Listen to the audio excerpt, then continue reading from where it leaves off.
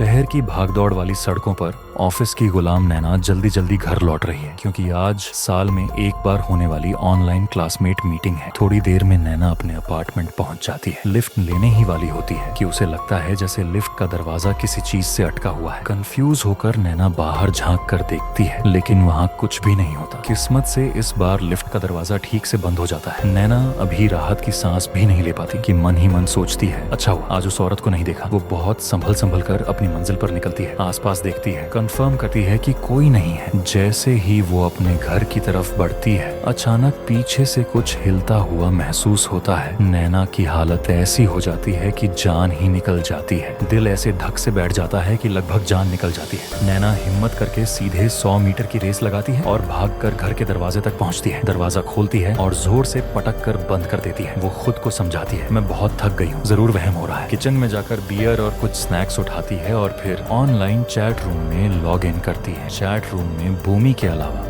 बाकी सारे क्लासमेट्स मौजूद होते हैं। उधर गुई डरावने वीडियो दिखा रहा होता है। नैना बड़े ध्यान से वीडियो देख ही रही होती है कि अचानक उसे लगता है जैसे पीछे से कोई घूर रहा। वो पलट कर देखती भी नहीं, बस सिहर जा। तभी कोई उसे आवाजें देता है। नैना तब जाकर उसे होश आता है। फिर लिंक बताने लगती है कि हाल ही में वो गुई और भूमि एक उजड़ी हुई जगह पर एक्सप्लोर करने गए थे। लिंग ये भी बताती है कि भूमि का कहना है कि उसने वहाँ भूत देखा था। अभी बात पूरी भी नहीं होती कि लेकिन वो साया ऐसा लग रहा था कि सिर्फ नैना को ही दिख रहा है। थोड़ी देर बाद आखिरकार भूमि ऑनलाइन आती है मगर स्क्रीन से उसकी आवाज नहीं, उसके बॉयफ्रेंड की आवाज आती है। वो बार बार घबरा कर पूछता है सच बताओ तुम लोग भूमि को वहाँ लेकर गए थे क्या? कोई ठीक से समझ भी नहीं पाता कि अचानक स्क्रीन झपकती है। अगले ही पल दिखता है भूमि अजीब हालत में बिस्तर पर पड़ी हुई है। ये देखकर सबके तो हाथ पांव ठंडे पड़ जाते हैं। तभी उसका बॉयफ्रेंड बोलता है कल भूमि ने शाप की वजह से आत्महत्या कर ली। वो अभी बात पूरी भी नहीं कर पाता कि बाहर से दरवाजा खुलने की आवाज आती है और उसी पल भूमि की कॉल कट जाती है। और सबसे अजीब बात, सबके मोबाइल में अचानक नेटवर्क गायब हो जाता है। नैना डरते डरते पूछती है अभी भूमि के बॉयफ्रेंड ने जो कहा वो अर्बन लीजेंड आखिर है क्या? सच छुपाने के लिए कोई पूरी कोशिश करता है कि लीन कुछ न बोले लेकिन लीन आखिरकार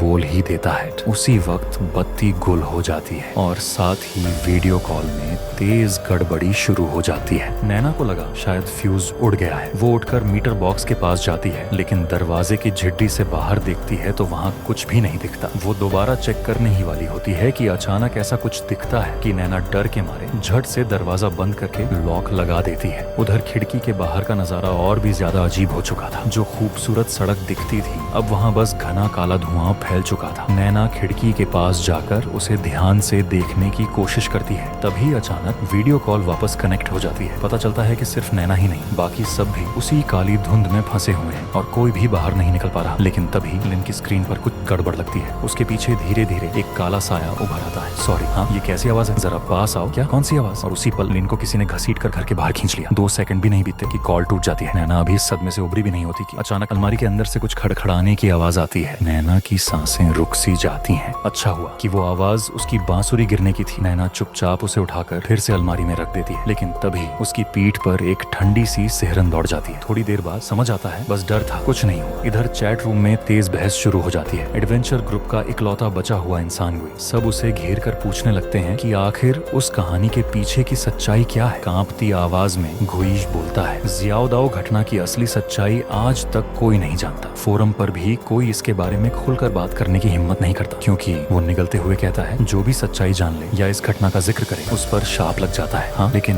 एक आदमी ने मरने से पहले इस घटना का राज सबके सामने खोल दिया था। वो वेबसाइट आज भी मौजूद है। गुई बताता है कि उसे लिन और भूमि को ये सब बकवास लगा था, इसीलिए वो जिस खंडहर में गए थे वही जियाओ दाओ घटना का असली केंद्र था। वो अभी बात पूरी भी नहीं कर पाता कि अचानक वो अजीब हरकतें करने लगता है जैसे कमरे से बाहर भागना चाहता हो। तभी लिन की तरफ से आवाज आती है। वहाँ उसका मकान मालिक आ गया था जो चीख सुनकर देखने आया था। तीनों तुरंत मकान मालिक से मदद मांगते हैं लेकिन वो कहता है कमरे में कोई लाश वाश नहीं है। टेबल पर रखी बियर देखकर मकान मालिक को लगता है कि ये सब कोई प्रैंक है। वो बिना कुछ सुने वीडियो कॉल बंद कर देता है। यहीं पर तीनों को एक झटका सा लगता है, सच सामने आने लगता है। नैना को समझ आ जाता है कि जो भी जियाओ दाओ घटना की सच्चाई जान ले या बस उसका नाम तक ले ले वो शाप का शिकार हो जाता है। अभी ये बात चल ही रही होती है कि अचानक गुई फिर से चैट रूम में आ जाता है। वो बुरी तरह घबराया हुआ है जैसे कोई उसे पीछा कर रहा हो। वो कमरे में छिपता है और हांफते हुए कहता है अब मैं सब बता देता हूँ। और फिर वो जियाओ दाओ घटना की पूरी सच्चाई बताने लगता है। असल में एक पैरानॉर्मल फोरम पर एक आदमी था, नाम था जियाओ दाओ। वो औरतों को बेरहमी से मारता था और उसके वीडियो बनाकर ऑनलाइन डाल देता था। बाद में खुद को इंसाफ इंसाफ के लिए लड़ने वाले युवा कहने वाले कुछ लोगों ने